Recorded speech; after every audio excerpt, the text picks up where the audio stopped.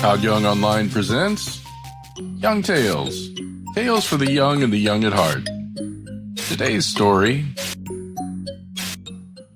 from Bulfinch's mythology, The Legends of Charlemagne.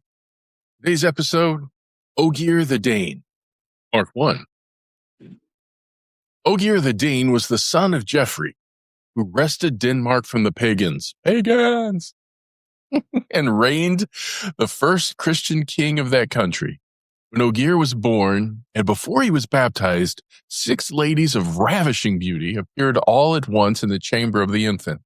They encircled him, and she who appeared the eldest took him in her arms, kissed him, and laid her hand upon his heart. "I give you," she said, "to be the bravest warrior of your times." She delivered the infant to her sister, who said, "I give you abundant opportunities to display your valor." "Sister," said the third lady, "you have given him a dangerous boon. I give him that he shall never be vanquished."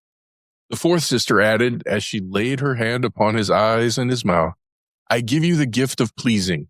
The fifth said, "Lest all these gifts serve only to betray, I give you sensibility to return the love you inspire."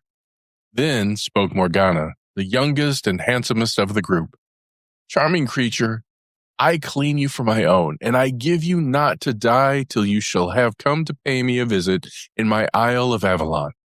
Then she kissed the child and departed with her sisters. After this, the king had the child carried to the font and baptized with the name Ogier. In his education, nothing was neglected to elevate him to the standard of a perfect knight, and render him accomplished in all the arts necessary to make him a hero. He had hardly reached the age of 16 years when Charlemagne, whose power was established all over the sovereigns of his time, recollected that Geoffrey, Ogier's father, had omitted to render the homage due to him as emperor and sovereign lord of Denmark, one of the grand fiefs of the empire. He accordingly sent an embassy to demand of the king of Denmark this homage, and on receiving a refusal, couched in haughty terms, sent an army to enforce the demand. Geoffrey, after an unsuccessful resistance, was forced to comply, and as a pledge of his sincerity delivered Ogier, his eldest son, a hostage to Charles, to be brought up at his court. He was placed in the charge of Duke Nemo of Bavaria, the friend of his father, who treated him like his own son. Ogier grew up more and more handsome and amiable every day. He surpassed in form, strength, and address all the noble youths of his companions.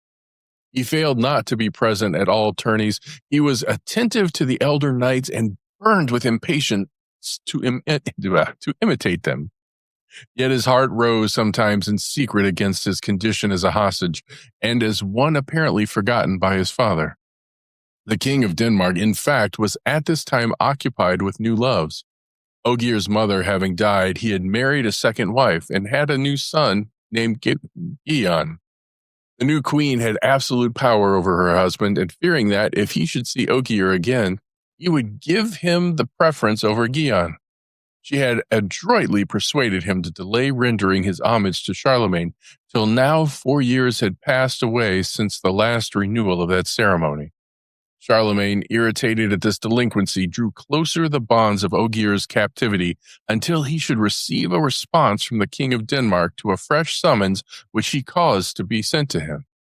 The answer of Geoffrey was insulting and defiant, and the rage of Charlemagne was roused in the highest degree. He was at first disposed to wreak his vengeance upon Ogier, his hostage, but at the entreaties of Duke Nemo, who felt towards his pupil like a father, consented to spare his life if Ogier would swear fidelity to him as his liege lord and promise not to quit his court without his permission. Ogier accepted these terms and was allowed to retain all the freedom he had before enjoyed. The emperor would have immediately taken arms to reduce his disobedient vassal if he had not been called off in another direction by a message from Pope Leo imploring his assistance. The Saracens had landed in the neighborhood of Rome, occupied Mount Janiculum, and prepared to pass the Tiber and carry fire and sword to the capital of the Christian world. Charlemagne hesitated not to yield to the entreaties of the Pope. He speedily assembled an army, crossed the Alps, traversed Italy, and arrived at Spoleto, a strong place to which the Pope had retired. Leo, at the head of his cardinals, advanced to meet him and rendered him homage as to the Pope, as to the son of Pepin, the illustrious protector of the Holy See, coming as his father had done and defended in the hour of need. Mhm. Charlemagne stopped but 2 days at Spoleto, and learning that the infidels, having rendered themselves masters of Rome, were besieging the capital, which could not long hold out against them, marched promptly to attack them. The advanced posts of his army were commanded by Duke Nemo, on whom Ogier waited as his squire. He did not yet bear arms, not having received the order of knighthood. The oriflamme, the royal standard, was borne by a knight named Alarie, who showed himself unworthy of the honor. Duke Nemo, seeing a strong body of the infidels advancing to attack him, gave the word to charge them. Ogier remained in the rear with the other youths, grieving much that he was not permitted to fight. Very soon he saw Alarie lower the oriflamme and turn his horse in flight. Ogier pointed him out to the young men, and seizing a club, rushed upon Alarie and struck him from his horse. Then, with his companions, he disarmed him, clothed himself in his armor, raised the oriflamme, and mounting the horse of the unworthy knight, flew to the front rank, where he joined Duke Nemo, drove back the infidels, and carried the oriflamme quite through their broken ranks. The Duke, thinking it was Alarie, whom he had not held in high esteem, was astonished at his strength and valor. Ogier's young companions imitated him, supplying themselves with armor from the bodies of the slain. They followed Ogier and carried death into the ranks of the Saracens, who fell back in confusion upon their main body. Duke Nemo now ordered a retreat, and Ogier obeyed with reluctance when they perceived Charlemagne advancing to their assistance. The combat now became general and was more terrible than ever. Charlemagne had overthrown Forcible, the commander of the Saracens, and had drawn his famous sword Joyeuse to cut off his head, when 2 Saracen knights set upon him at once, one of whom slew his horse and the other overthrew the emperor on the sand. Perceiving by the eagle on his casque who he was, they dismounted in haste to give him his death blow. Never was the life of the emperor in such peril. But Ogier, who saw him fall, flew to his rescue. Though embarrassed with the oriflamme, he pushed his horse against one of the Saracens and knocked him down, and with his sword dealt the other so vigorous a blow that he fell stunned to the earth. Then, helping the emperor to rise, he remounted him on the horse of one of the fallen knights. "Brave and generous Alarie," Charles exclaimed, "I owe to you my honor and my life."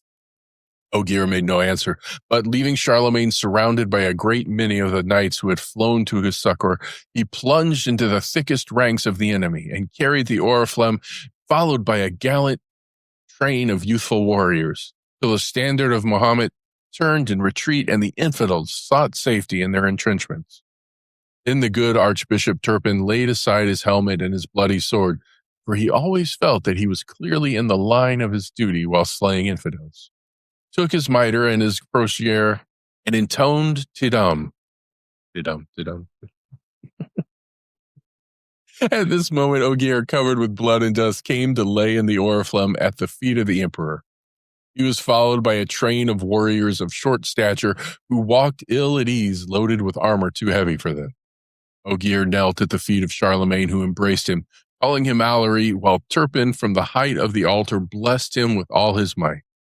Then young Orlando, son of the Count de Milan and nephew of Charlemagne, no longer able to endure this misapprehension, threw down his helmet and ran to unlace Ogier's, while the other young men laid aside theirs. Our author says he cannot express the surprise, the admiration, the tenderness of the emperor and his peers. Charles folded Ogier in his arms, and the happy fathers of those brave youths embraced them with tears of joy. The good Duke Nemo stepped forward, and Charlemagne yielded Ogier to his embrace. "How much do I owe you," he said, "good and wise friend, for having restrained my anger? My dear Ogier, I owe you my life. My sword leaps to touch your shoulder, yours and those of your brave young friends." At these words, he drew the famous sword Joyeuse, and while Ogier and the rest knelt before him, gave him gave them the accolade, conferring on them the order of knighthood. Young Orlando and his cousin Oliver could not refrain, even in the presence of the emperor, from falling upon Ogier's neck and pledging with him that brotherhood in arms, so dear and so sacred to the knights of old times. But Charlotte, the emperor's son, at the sight of the glory with which Ogier had covered himself, conceived the blackest jealousy and hate. The rest of the day and the next were spent in the rejoicings of the army. Turpin, in a solemn service, implored the favor of heaven upon the youthful knights, and blessed the white armor which was prepared for them. Gugnemo presented them with golden spurs. Charles himself girded on their swords. But what was his astonishment when he exclaimed that intended for Ogier? The loving fairy Morgana had the art to change it and to substitute one of her own procuring, and when Charles drew it out of the scabbard, these words appeared written on the steel. My name is Cortana, of the same steel and temper as Joyeuse and Durindana. Charles saw that a superior power watched over the destinies of Ogier. He vowed to love him as a father would, and Ogier promised him the devotion of a son. Happy had it been for both if they had always continued mindful of their promises. The Saracen army had hardly recovered from its dismay when Carahue, king of Mauritania, who was one of the knights overthrown by Ogier at the time of the rescue of Charlemagne, determined to challenge him to single combat. Now, with that view, he assumed the dress of a herald, resolved to carry his own message. The French knights admired his air and said to one another that he seemed more fit to be a knight than a bearer of messages. Carahue began by passing the warmest eulogium upon the knight who bore the oriflamme on the day of the battle, and concluded by saying that Carahue, king of Mauritania, respected that knight so much that he challenged him to combat. Ogier had risen to reply when he was interrupted by Charlotte, who said that the gage of the king of Mauritania could not fitly be received by a vassal living in captivity, by which she meant Ogier, who was at that time serving as hostage for his father. Fire flashed from the eyes of Ogier, but the presence of the emperor restrained his speech, and he was calmed by the kind looks of Charlemagne, who said with an angry voice, Silence, Charlotte. By the life of Bertha, my queen, who has saved my life, is as dear to me as yourself. Ogier, he continued, you are no longer a hostage. Herald, report my answer to your master, that never does knight of my court refuse a challenge on equal terms. Ogier the Dane accepts of his, and I myself am his security. Carahue, profoundly bowing, replied, My lord, I was sure that the sentiments of so great a sovereign as yourself would be worthy of your high and brilliant fame. I shall report your answer to my master, who I know admires you and unwillingly takes arms against you. Then, turning to Charlotte, whom he did not know as the son of the emperor, he continued, As for you, sir knight, if the desire of battle inflames you, I have it in charge from Sedon, cousin of the king of Mauritania, to give the like defiance to any French knights who will grant him the honor of the combat. Charlotte, inflamed with rage and vexation at the public reproof which he had just received, hesitated not to deliver his gage. Carahue received it with Ogier's, and it was agreed that the combat should be on the next day in a meadow environed by woods and equally distant from both armies. The perfidious Charlotte meditated the blackest treason. During the night he collected some knights unworthy of the name, and like himself in their ferocious manners, he made them swear to avenge his injuries, armed them in black armor, and sent them to lie in ambush in the woods, with orders to break a pretended attack upon the whole party, but in fact to lay heavy hands upon Ogier and the two Saracens. At the dawn of the day, Sedon and Carahue attended Tunley by two pages to carry their spears, took their way to the appointed meadow, and Charlotte and Ogier repaired thither as well, but by different paths. Ogier advanced with a calm air, saluted courteously the two Saracen knights, and joined them in arranging the terms of combat. While this was going on, the perfidious Charlotte remained behind and gave his men the signal to advance. That cowardly troop issued from the wood and encompassed the three knights. All three were equally surprised at the attack, but neither of them suspected the other to have had any hand in treason. Seeing the attack made equally upon them all, they united their efforts to resist it and made the most forward of the assailants bite the dust. Cortana fell on no one without inflicting a mortal wound, but the sword of Carahu was not of equal temper and broke in his hands. At the same instant, his horse was slain, and Carahu fell without a weapon and entangled with his prostrate horse. Oh, what a prostrate. Ogier, who saw it, ran to his defense and, leaping to the ground, covered the prince with his shield, supplied him with the sword of one of the fallen ruffians, and would have him mount his own horse. At that moment, Charlotte, inflamed with rage, pushed his horse upon Ogier, knocked him down, and would have run him through with the lance if Sedan, who saw the treason, had not sprung upon him and thrust him in the back. Carahu leapt lightly upon the horse which Ogier presented him, and had time only to exclaim, "Brave Ogier, I am no longer your enemy. I pledge to you an eternal friendship." When numerous Saracen knights were seen approaching, having discovered the treachery, and Charlotte with his followers took refuge in the woods. The troop which advanced was commanded by Danamon, the exiled king of Denmark, whom Geoffrey, Ogier's father, had driven from his throne and compelled to take refuge with the Saracens. Learning who Ogier was, he instantly declared him his prisoner, in spite of the urgent remonstrances and even threats of Carahu and Sedan, and carried him under a strong guard to the Saracen camp.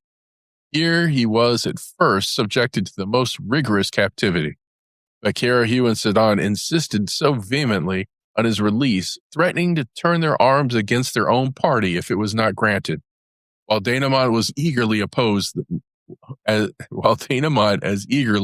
the measure, that Corsible, the Saracen commander, consented to a middle course and allowed Ogier the freedom of his camp upon his promise not to leave it without permission. Carahu was not satisfied with this partial concession. He left the city the next morning, proceeded to the camp of Charlemagne, and demanded to be led to the emperor. When he reached his presence, he dismounted from his horse, took off his helmet, drew his sword, and holding it by the blade, presented it to Charlemagne as he knelt before him. "Illustrious prince," he said, "behold before you the herald who brought the challenge to your knights from the king of Mauritania. The cowardly old king Danamon has made the brave Ogier prisoner, and has prevailed on our general to refuse to give him up. I come to make amends for this ungenerous conduct by yielding myself, Carahu, king of Mauritania, your prisoner."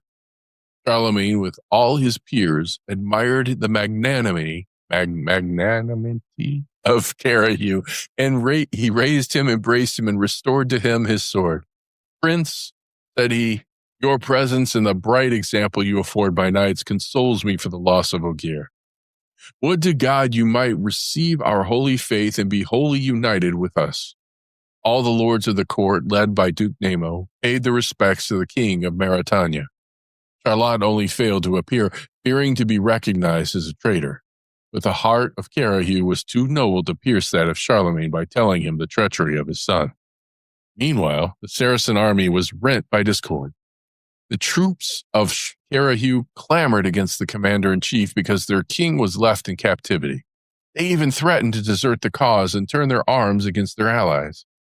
Charlemagne pressed the siege vigorously, till at length the Saracen leaders found themselves compelled to abandon the city and betake themselves to their ships.